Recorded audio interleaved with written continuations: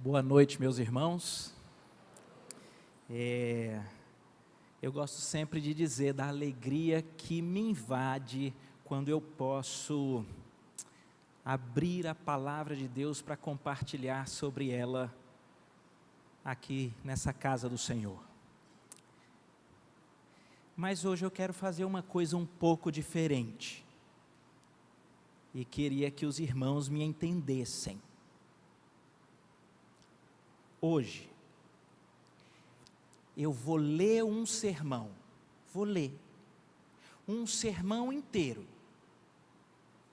e vou ler um sermão que não é meu, mas vou ler.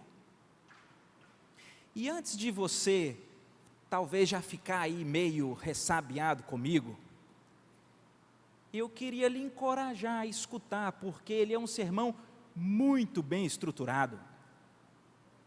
Vocês verão que o texto bíblico é apresentado e o texto bíblico é lido.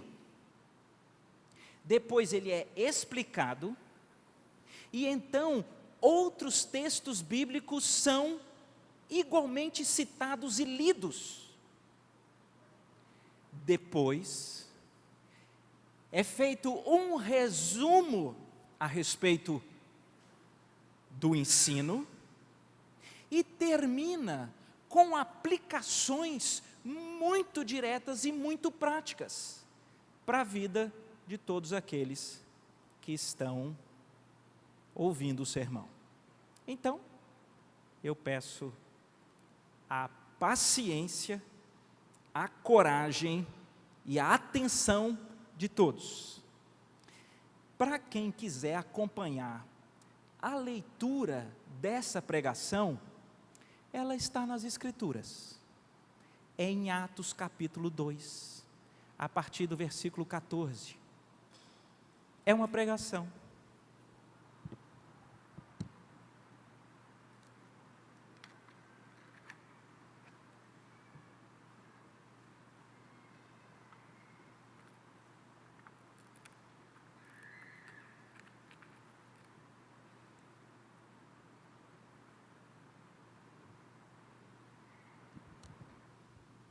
Meus irmãos, Atos 2 é um capítulo muito conhecido das Escrituras. Jesus Cristo, no capítulo 1, foi assunto aos céus e disse que então derramaria do seu Espírito. E então os seus discípulos todos seriam testemunhas do Senhor em toda a Judeia, Samaria e até os confins da terra. Em Atos 2, eles estão reunidos e o Espírito Santo toma de assalto aqueles homens e algo extrasensorial acontece.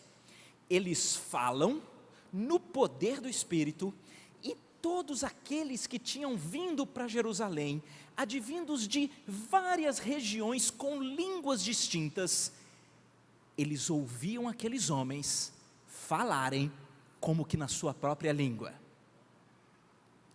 E naquele momento singular, que é dito como o surgimento da igreja neotestamentária, o que aconteceu foi uma pregação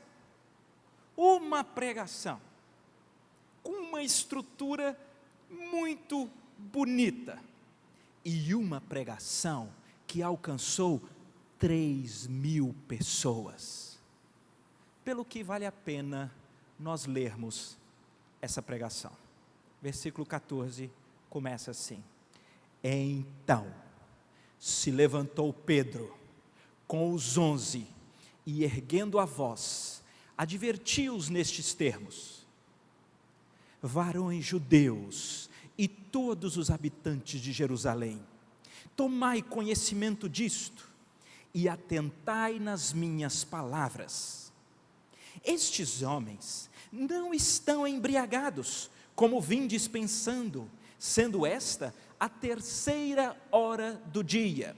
Parêntese, isso daqui é 9 horas da manhã, mais ou menos, essa 3ª hora do dia. Versículo 16. Mas o que ocorre é o que foi dito por intermédio do profeta Joel. E aí então ele abre o texto em Joel capítulo 2 e lê a palavra de Deus para todos os que estão lá. Versículo 17. E acontecerá, nos últimos dias, diz o Senhor, que derramarei do meu Espírito sobre toda a carne. Vossos filhos e vossas filhas profetizarão, vossos jovens terão visões, e sonharão vossos velhos. Até sobre os meus servos e sobre as minhas servas derramarei do meu Espírito naqueles dias, e profetizarão. Mostrarei prodígios em cima no céu, e sinais embaixo na terra, sangue, fogo e vapor de fumaça. O sol se converterá em trevas, e a lua em sangue, antes que venha o grande e glorioso dia do Senhor. E acontecerá que todo aquele que invocar o nome do Senhor será salvo. Varões israelitas, atendei a estas palavras. Jesus, o Nazareno, varão aprovado por Deus diante de vós, com milagres, prodígios e sinais, os quais o próprio Deus realizou por intermédio dele entre vós, como vós mesmos sabeis, sendo este entregue pelo determinado desígnio e presciência de Deus. Vós o matastes, crucificando-o por mãos de iníquos, ao qual, porém, Deus ressuscitou, rompendo os grilhões da morte, porquanto não era possível fosse ele retido por ela. Porque a respeito dele diz Davi no Salmo 16, que é o salmo que nós lemos no início do culto, estamos no versículo 25. Diante de mim, via sempre o Senhor, porque está à minha direita, para que eu não seja abalado. Por isso se alegrou o meu coração, e a minha língua exultou. Além disto, também a minha própria carne repousará em esperança, porque não deixarás a minha alma na morte, nem permitirás que o teu santo veja corrupção. Fizeste-me conhecer os caminhos da vida, encher-me-ás de alegria na tua presença. Irmãos, seja-me permitido dizer-vos claramente a respeito do patriarca Davi, que ele morreu e foi sepultado, e o seu túmulo permanece entre nós até hoje. Sendo, pois, Davi profeta, e sabendo que Deus lhe havia jurado que um dos seus descendentes se assentaria no seu trono, prevendo isto, referiu-se à ressurreição de Cristo, lá no Salmo 16, que nem foi deixado na morte, e nem o seu corpo experimentou corrupção. A este Jesus Deus ressuscitou, do que todos nós somos testemunhas.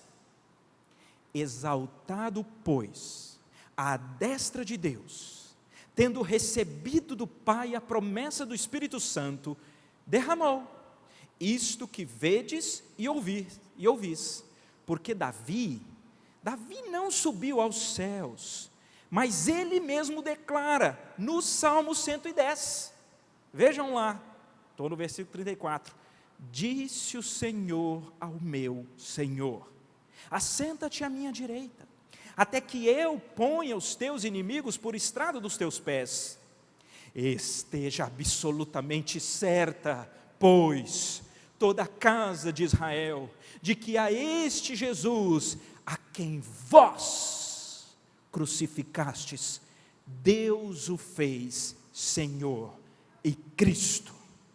Ouvindo eles estas coisas, compungiu-se-lhes o coração, e perguntaram a Pedro e aos demais apóstolos: que faremos, irmãos?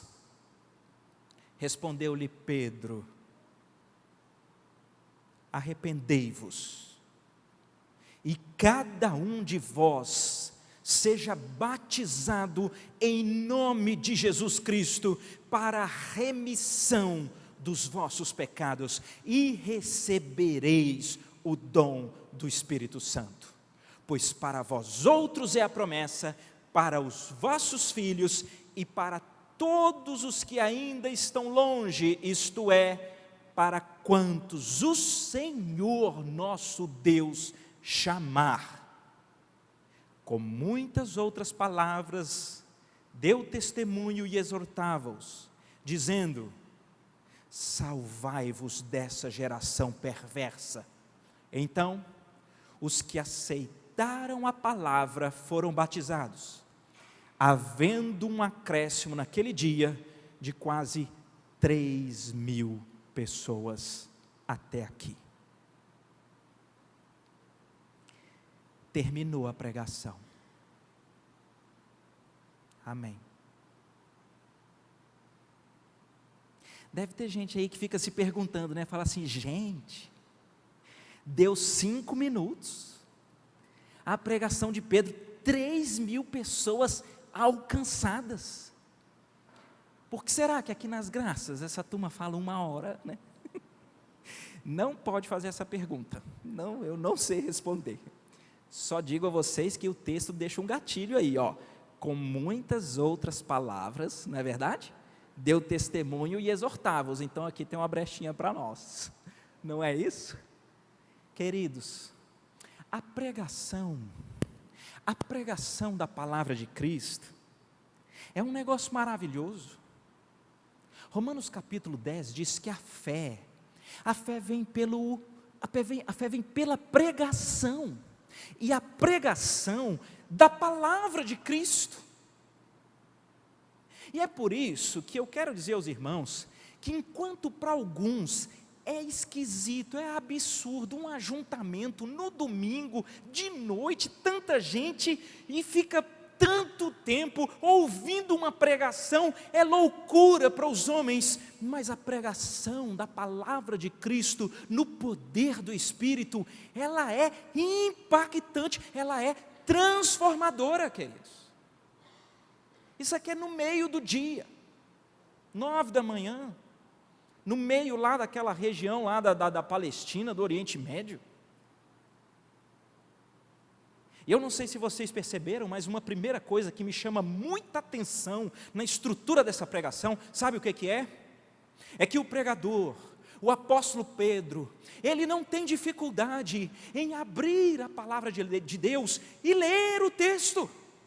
Ele lê o texto uma vez, então ele fala, ele lê o texto de novo, e ele fala, e ele lê a Bíblia de novo. Precisamos, queridos, nos lembrar que a Bíblia é a palavra de Deus. Deixa eu exortá-los nesse ponto. Não é raro pessoas que, quando um pregador chega na frente e fala: queridos, nós vamos ler um capítulo inteiro, ou então 2 capítulos, ou muito texto, e aí você fala: não, vai ler coisa demais, você não está entendendo, você não está entendendo. É o nascimento da igreja, há uma multidão, e os apóstolos que têm essa estrutura do apostolado, de quem viveu por Jesus, de quem fala os mistérios e os ensinos de Cristo, ele não titubeia em abrir as escrituras e ler, porque toda a escritura é inspirada por Deus, é útil para o ensino, para a repreensão, para a correção, para a educação na justiça, a fim de que o homem de Deus seja perfeito e perfeitamente habilitado para toda boa obra. E se vocês olharem, queridos, essa tem que ser uma marca das nossas vidas. Leia a palavra de Deus, conheça a palavra de Deus, porque preste atenção, é a palavra de Deus que revela quem é Jesus. Jesus diz isso. Jesus fala para os discípulos: vocês examinam as escrituras porque julgam haver nelas a vida eterna, mas elas testificam de mim. O segundo ponto que eu quero conversar com os irmãos aqui é exatamente esse. O apóstolo Pedro leu o profeta,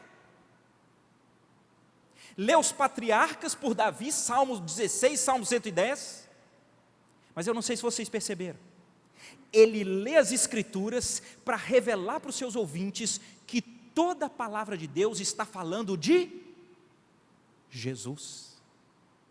Não é interessante? Ele fala sobre o profeta Joel, ele fala sobre um grande dia do Senhor, E ele fala que todos aqueles que invocassem o nome do Senhor seriam salvos. E ele pega o gancho do profeta para dizer: é Jesus. Vocês precisam clamar pelo nome de Jesus para que vocês sejam salvos. Não é interessante que ele abre a Bíblia no Salmo 16 e ele diz: vocês leem a Bíblia achando que Davi, no Salmo 16, está falando dele. Não. Quando ele diz que Deus não permitirá que o seu santo veja corrupção e não o deixará na morte, vocês pensam que é Davi, mas deixa eu falar a verdade para vocês: Davi morreu, o túmulo dele está aqui. Davi está ali falando de Jesus. Então, Pedro parte para o próximo salmo, ele vai para o Salmo 116, e ele diz: vocês perceberam a estrutura, como Davi escreve o salmo? Ele diz: disse o Senhor ao meu Senhor, assenta-te à minha direita, até que ponha os teus inimigos por estrado dos teus pés. Então Pedro, conversando com eles, dizem: vocês acham que ele está falando de quem? Vocês estão achando que Davi está falando dele? Que ele então é que está à destra e que os inimigos estão debaixo dos pés? Olhem a estrutura: disse o Senhor ao meu Senhor. Davi reconhece que Deus está conversando com alguém que é Senhor de Davi. Ele está falando de Jesus. Bem, deixa eu firmar o meu ponto aqui. Eu preciso ser bem claro no que eu quero dizer nesse ponto.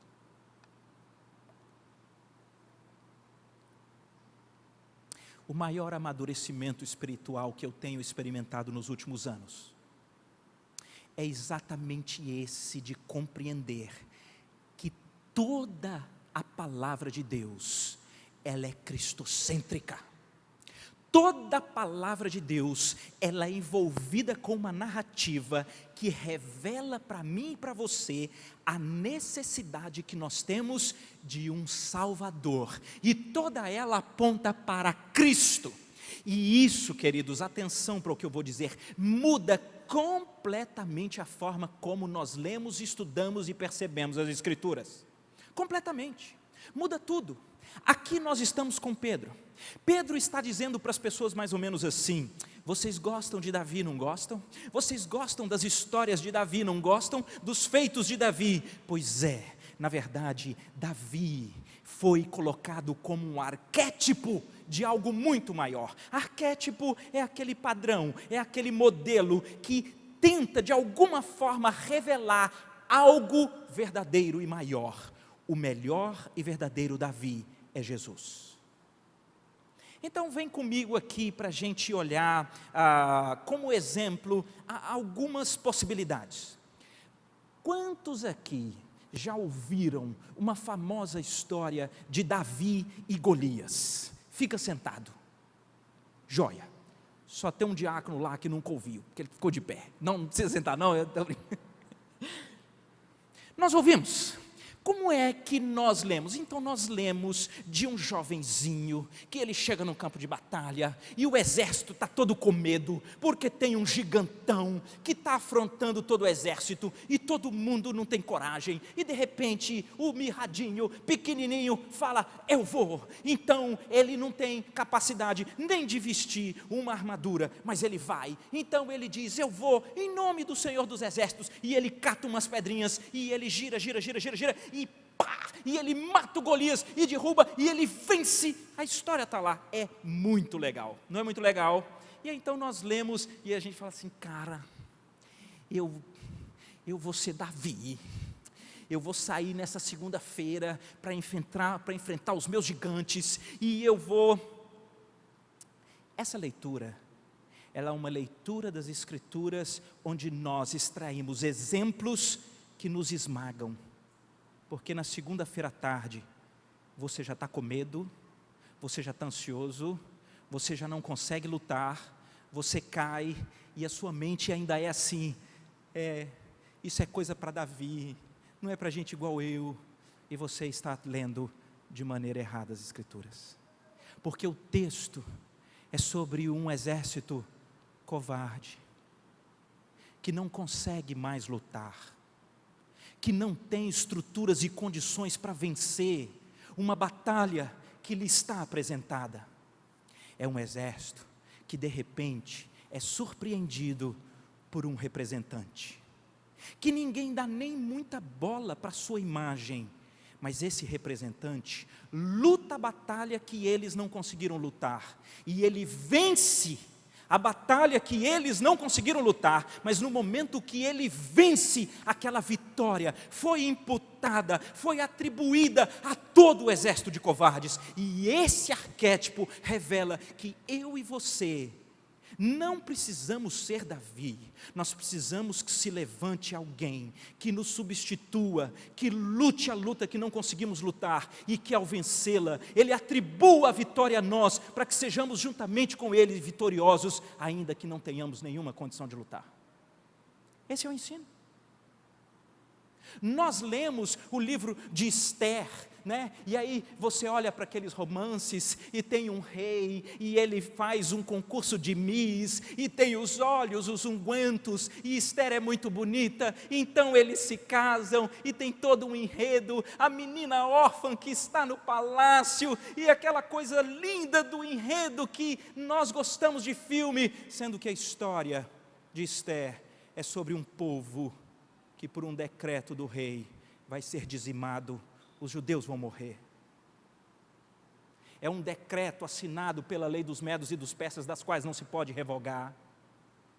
E naquele momento, o texto diz que surge uma rainha, que ela sabe que entrar na presença do rei sem ser chamada, ela põe em risco a sua vida.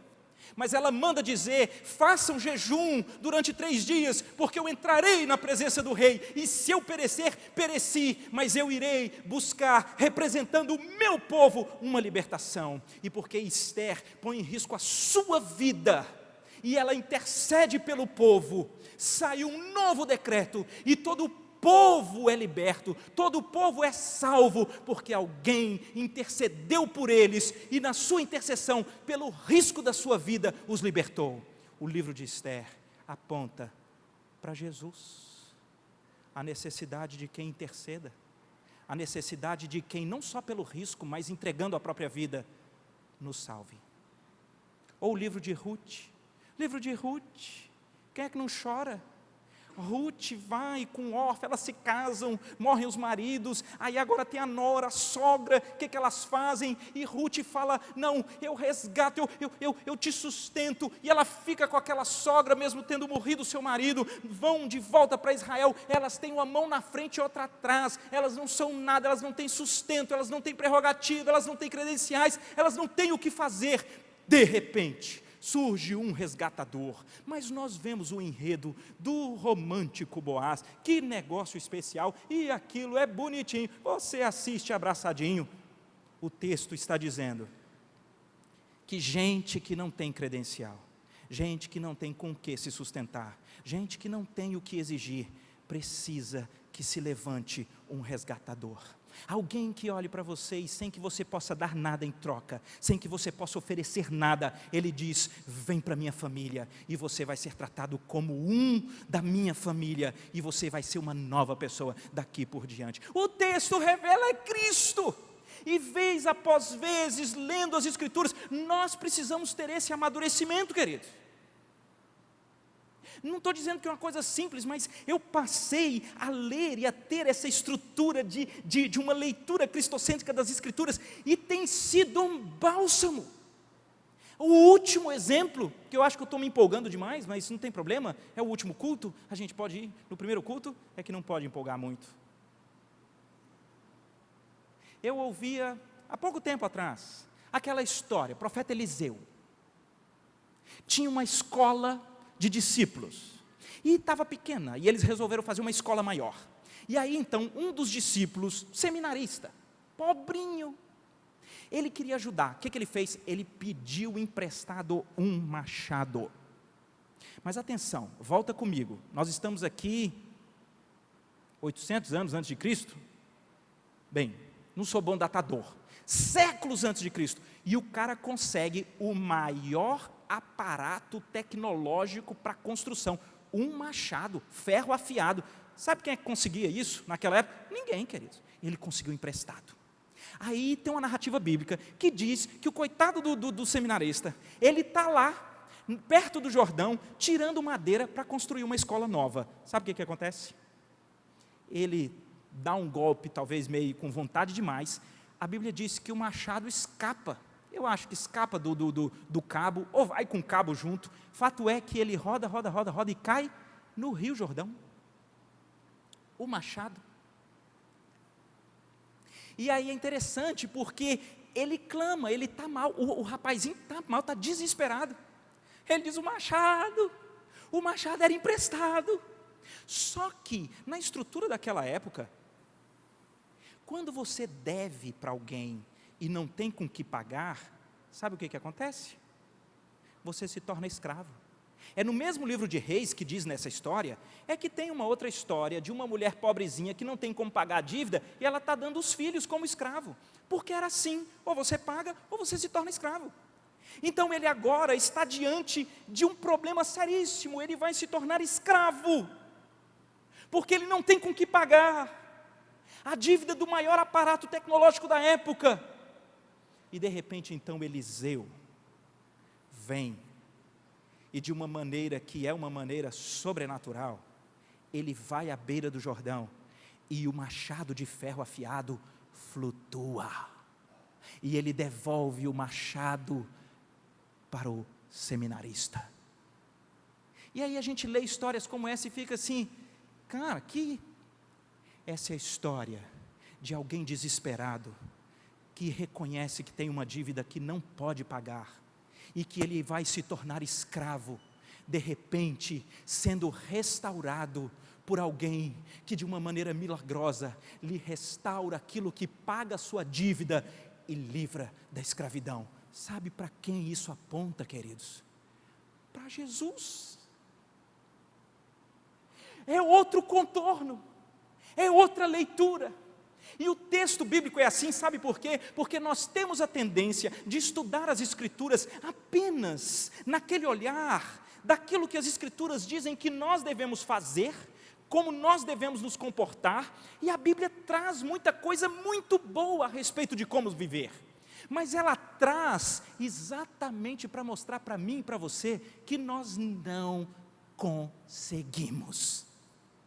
Não conseguimos. Mas tem muita gente que fica lendo as Escrituras, achando que as Escrituras são a respeito de nós.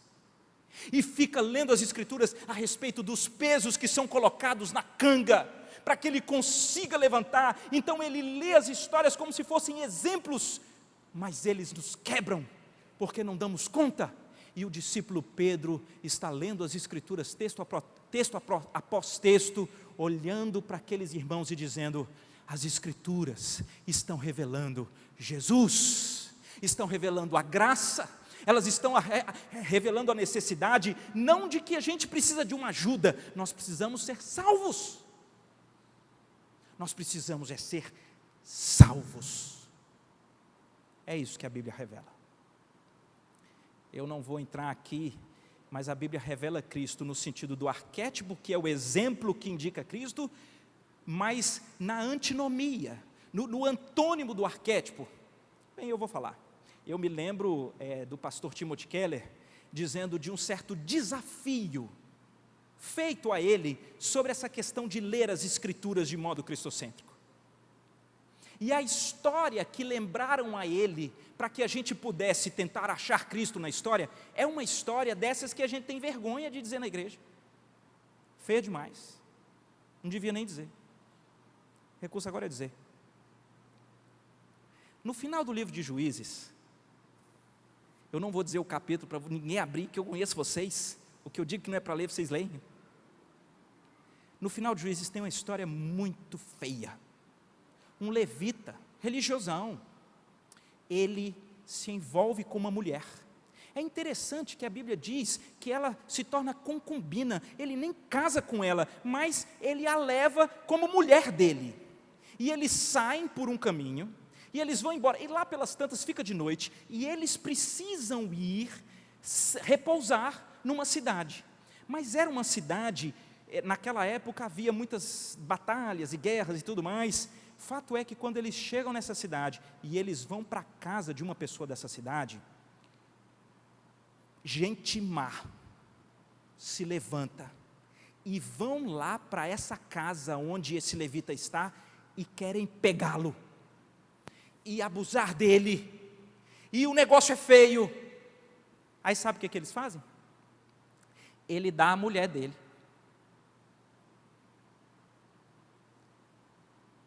E o texto diz que ela é abusada e depois ela é morta. Credo. E aí o pastor Timothy Keller disse que então o desafio era, tá, cadê Jesus? É gente que advoga, eu não quero esse negócio de Velho Testamento, eu quero é novo. E é tão interessante porque quando nós percebemos a forma como as Escrituras são lançadas, a minha pergunta é, quando você vê um homem e um marido, que para poder se preservar e se dar bem, ele entrega a própria mulher para que ela seja abusada e morta, para que ele se livre, o que é que nós precisamos? O que é que vem à mente? O que é que precisa mudar essa história?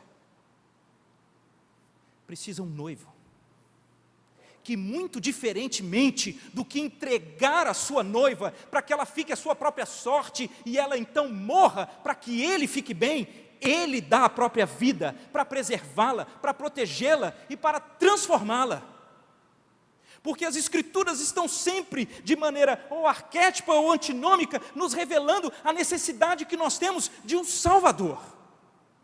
E essa estrutura de estudar e de conhecer as Escrituras de maneira cristocêntrica é um negócio maravilhoso, e eu preciso encorajá-los a fazerem isso, assim como o apóstolo Pedro está fazendo aqui.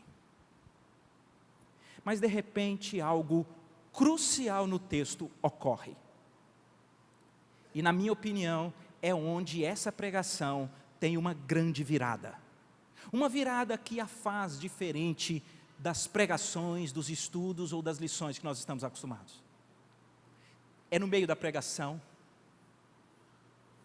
o apóstolo Pedro, que vem pegando o Velho Testamento, ele é muito sábio porque ele usa as premissas que o próprio judeu acredita a respeito do Velho Testamento, mas ele as reorganiza mostrando que elas falam de Jesus e que não é possível crer naquelas premissas sem crer em Cristo. Ele revela pelos fatos históricos de que Cristo é o Messias, e quando ele mostra que Cristo é Messias, Ele é Senhor, ele põe o dedo agora no coração de cada um e diz: foram vocês que o crucificaram. E nesse momento algo fantástico acontece, e esse ponto, nosso terceiro ponto, é uma palavra que só usa na Bíblia. Já viram essas palavras que a gente só usa na Bíblia? E aí a gente lê e a gente nem entende direito, mas a gente até conhece a palavra porque ela está aí na Bíblia, mas ela está aí. Eu nunca vi em jornal, nunca escrevi num texto, nunca usei essa palavra em nenhuma conversa com ninguém, mas ela está aí. E para mim essa palavra, ela faz uma inflexão no texto. Essa palavra está aí no versículo 37. Diz o texto: ouvindo eles essas coisas, compungiu-se-lhes o coração. Compungiu-se-lhes o coração. O verbo é compungir.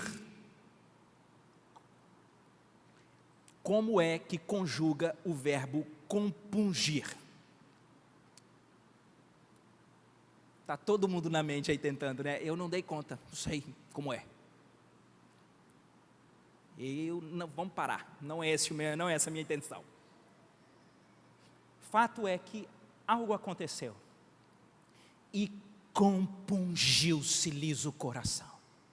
O que é isso, queridos?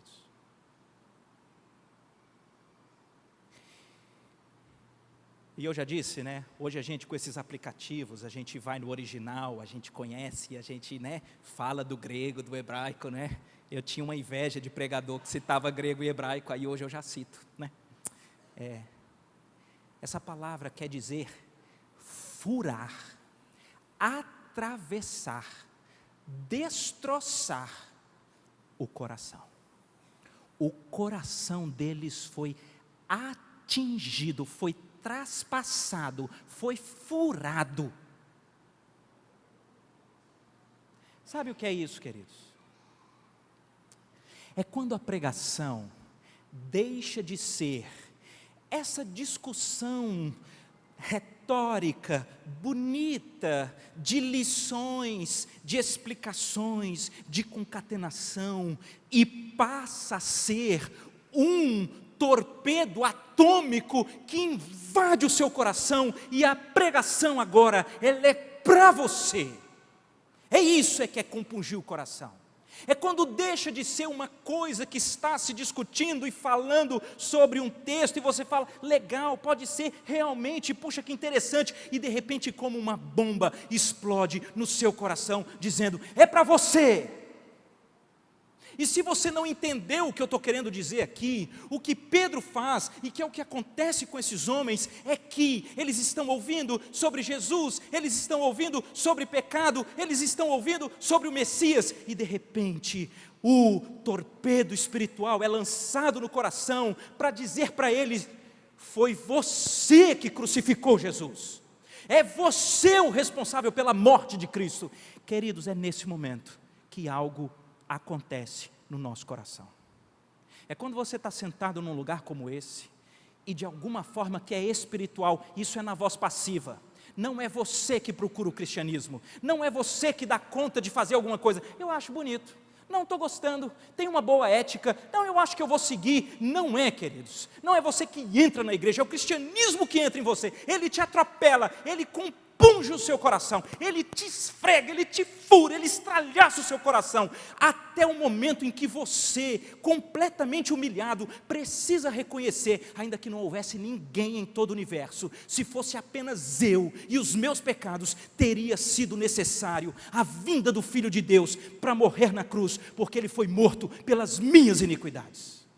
É quando o sermão deixa de ser eclesiástico, deixa de ser para o outro e passa a ser para você.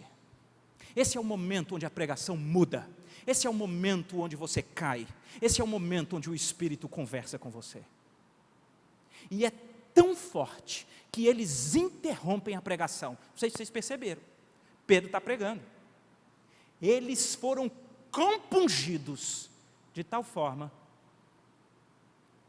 que eles interrompem, porque eles entenderam.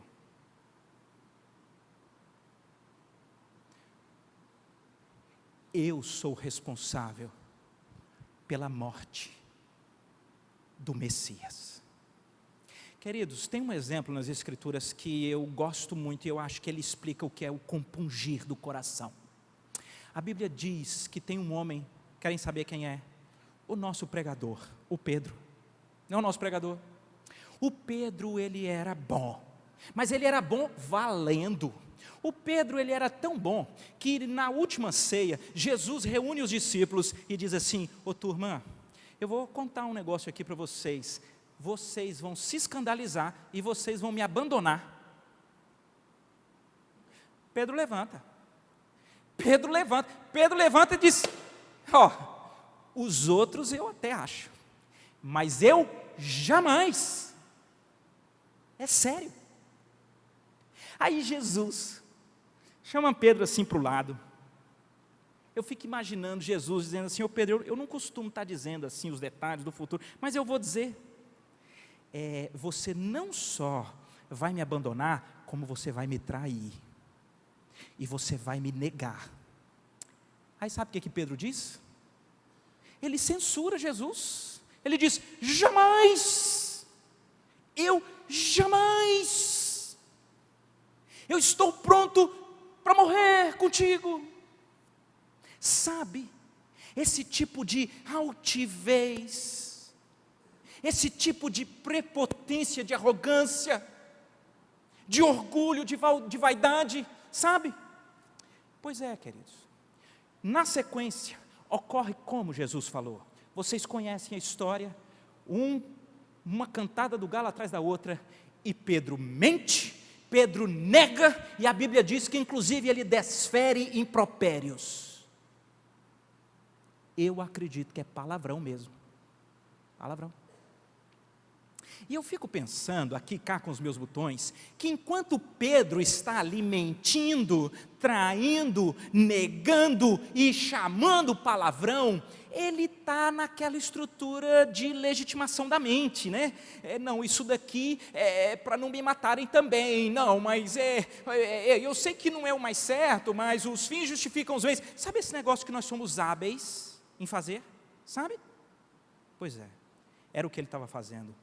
Até que a narrativa bíblica diz em Lucas 22, jamais no finalzinho, que por uma dessas grandes coincidências da vida, os olhos de Pedro encontram os olhos de Jesus. Aí sabe o que acontece naquele momento? Compungiu-se-lhe o coração. A diferença, queridos, é porque quando nós apenas achamos que quebramos uma regra, que quebramos um mandamento, a gente fica naquela de argumentar que ou foi pela culpa do outro, não foi eu, não, mas tem um bom motivo. Outra coisa totalmente diferente é quando a gente olha nos olhos do nosso Salvador e a gente percebe que essa nossa maldade, esse nosso egocentrismo, essa nossa lascívia e promiscuidade, esse nosso materialismo, essa nossa arrogância e altivez, essa nossa vaidade, isso na verdade corta o coração do próprio Deus, e isso então agora derrete o coração. O nome disso é compungir, e é só quando o nosso coração é compungido, é que algo começa a acontecer. É por isso que o salmista diz, usando essa mesma palavra que a gente só acha na Bíblia, que o coração compungido e contrito, Deus não despreza, porque ele foi alcançado pelo Espírito. Isso é um encontro pessoal seu com o Senhor Jesus. Então o que acontece? Que o texto continua e nós vamos terminar. O texto diz que esses homens que agora foram atingidos pelo torpedo individual do Espírito, e tiveram seu coração atingido, e sabem que agora a questão é deles, são ele o responsável pela crucificação de Cristo. O que eu faço? É muito interessante, porque o apóstolo Pedro retoma ali a palavra no seu sermão, e ele diz então, arrependa-te, se arrependa, seja batizado,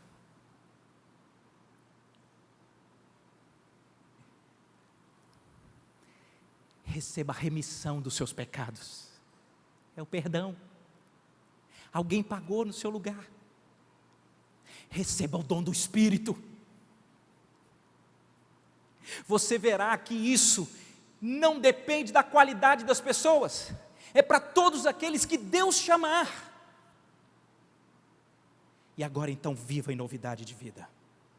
Queridos, é assim que se torna um cristão de verdade. O que o texto está dizendo para nós? Parece que isso não é tão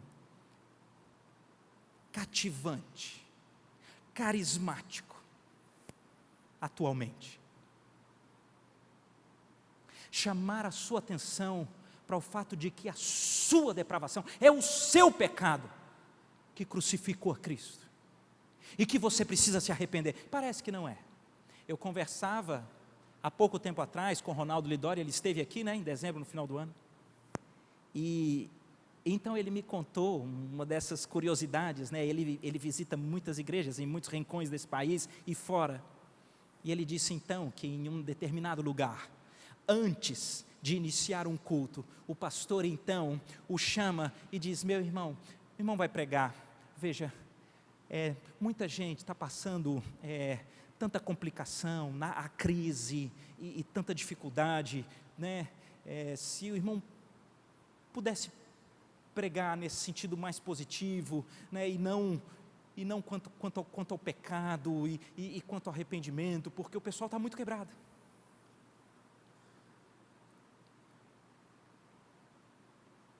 E essa é uma completa incompreensão, Porque quando o apóstolo Pedro está chamando para esses que agora estão na vala da humilhação, reconhecendo que são os responsáveis pela morte do Filho de Deus, reconhecendo que eles estão falidos, quando ele diz: arrependam-se e obtenham a remissão dos vossos pecados, essa é a maior libertação que nós podemos ter. É quando nós olhamos para essa natureza, é quando nós reconhecemos que foi necessário que o Cordeiro perfeito de Deus viesse e morresse no nosso lugar, é quando nós olhamos para a cruz, é quando nós reconhecemos essa natureza, é quando nós nos arrependemos, que acontece aquele fenômeno que é tão bem ilustrado lá no Peregrino.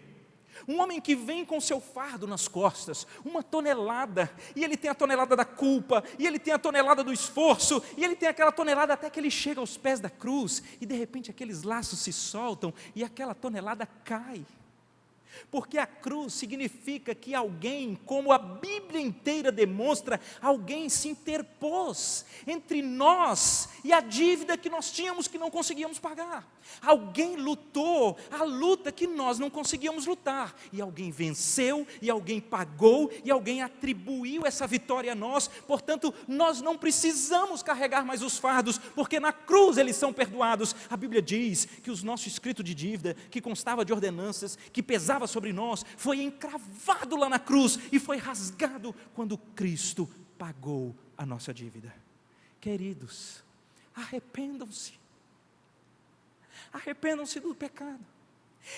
Essa mensagem ela é tão poderosa, que quando o precursor de Cristo, João Batista, vem, a mensagem dele é só uma: arrependei-vos, porque está próximo o reino dos céus. Quando Jesus começa o seu ministério, diz a Bíblia que ele vai de cidade em cidade dizendo: arrependei-vos, porque é chegado o reino dos céus. Nós estamos lendo o primeiro sermão do nascimento da igreja neotestamentária, e o chamado é: arrependei-vos e sejam perdoados. Isso é a libertação do Evangelho. Só o Evangelho é capaz de fazer uma coisa.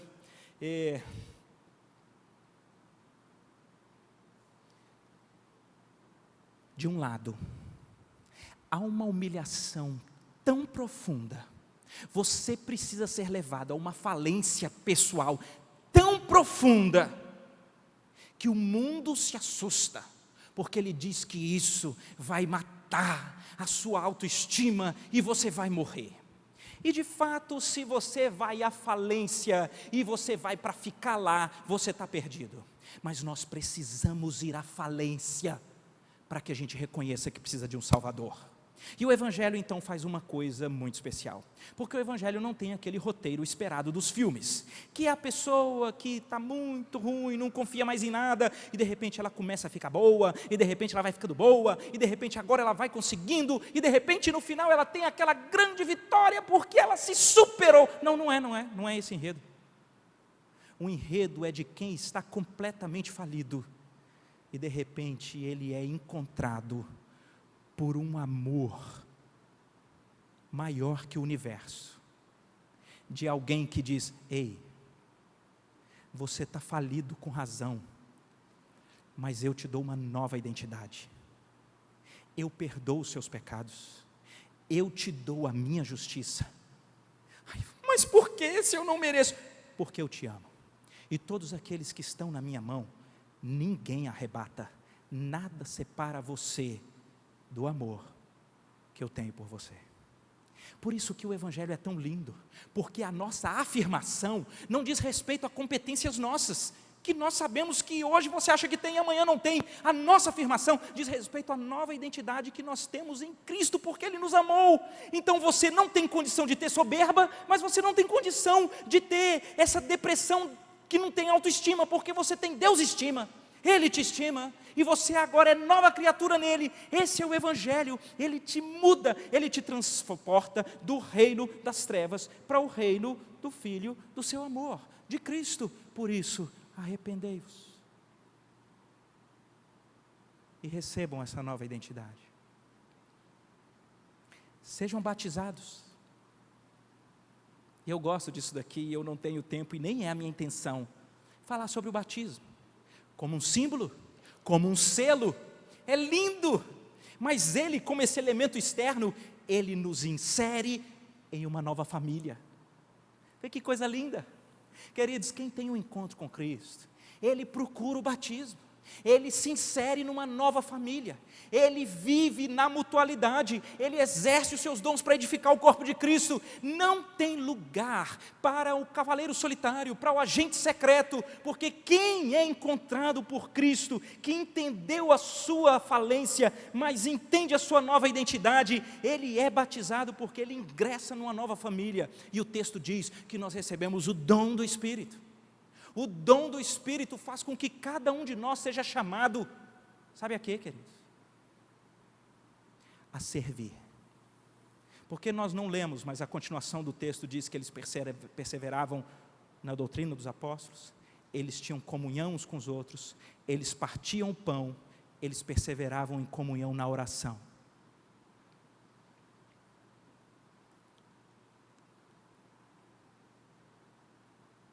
Essa é uma transformação espiritual fortíssima, que Deus faz com aqueles que Ele encontra, que Ele chama, todo tipo de gente, porque o texto diz que é para todos aqueles quanto Deus chamar. Queria terminar então fazendo algumas rápidas aplicações, porque pode ser que tenha alguém aqui, que até já foi em igrejas algumas vezes, que até acha legal, tem uma ética boa aí, um bom comportamento pessoal, eu acho isso aí legal, mas o seu coração nunca foi compungido.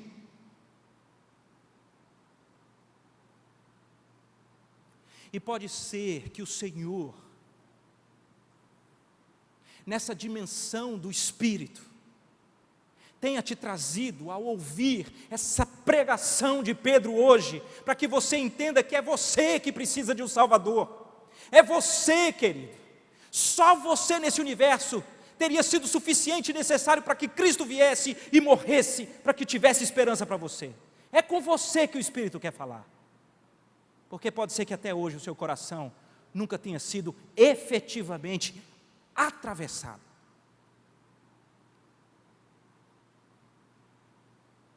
Mas pode ser que aqui tenham aqueles que sabem, que já foram atravessados pelo Espírito, e já entenderam que não têm competência, credenciais e condição de reconciliar com Deus, e que precisavam de um Salvador, e entenderam, creram e foram à cruz, e se arrependeram, sabendo que Jesus é Senhor. Mas talvez nunca procurou se aprofundar, nunca procurou para se batizar, para se tornar membro da igreja, para se integrar numa comunidade, para poder abençoar os outros com a verdade que lhe atingiu, para poder servir na dimensão do dom do Espírito. Gente que talvez esteja há bastante tempo caminhando como um consumidor da fé. Não é esse o chamado do nascimento da igreja. O chamado é um chamado para uma profissão de fé visível, para um selo ostensivo e para um comprometimento com a família da fé.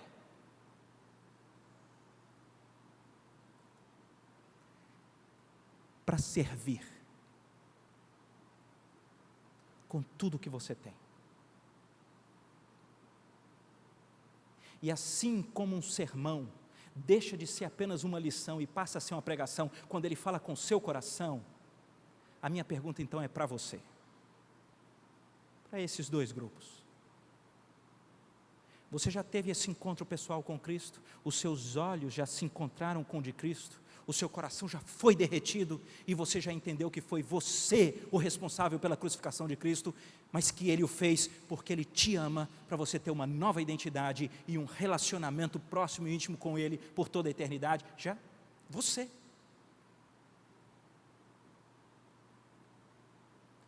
E para que fique pessoal também, eu faço essa pergunta: e você, que já encontrou o Senhor Jesus?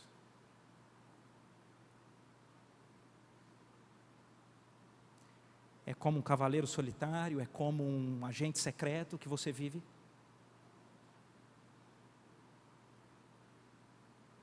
Ou na dimensão do poder do Espírito, você tem vivido a vida comum, você tem usado os seus dons, você tem edificado um ao outro, Você tem sido voz de Deus para um mundo que está perdido sem o Senhor? Ou você quer apenas conforto? Vamos orar? Senhor, eu te louvo pela tua palavra. Ela de fato provém do teu trono de graça. E ela penetra a ponto de dividir juntas e medulas, alma e espírito. E eu quero encher o meu coração de expectativa. Porque se o Senhor, no poder do teu nome, do teu Espírito, estiver comunicando e conversando com alguém aqui nessa noite, por favor, Senhor, o faça de modo completo.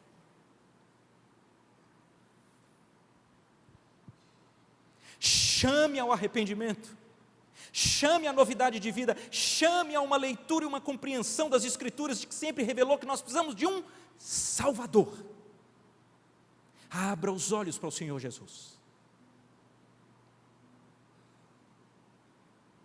E aqueles, Pai, que te conhecem, mas de alguma forma, que eu não sei explicar muito bem qual, se percebem estagnados, não envolvidos numa nova dimensão de vida no reino, que de igual forma o teu Espírito confronte a servir, a te conhecer de maneira mais profunda por todas as Escrituras, a se integrar na família da fé, com o uso dos dons, na edificação e no exercício da mutualidade. E que o teu nome, Pai, seja sempre pregado com fidelidade aqui na Igreja das Graças. Em nome de Jesus. Amém.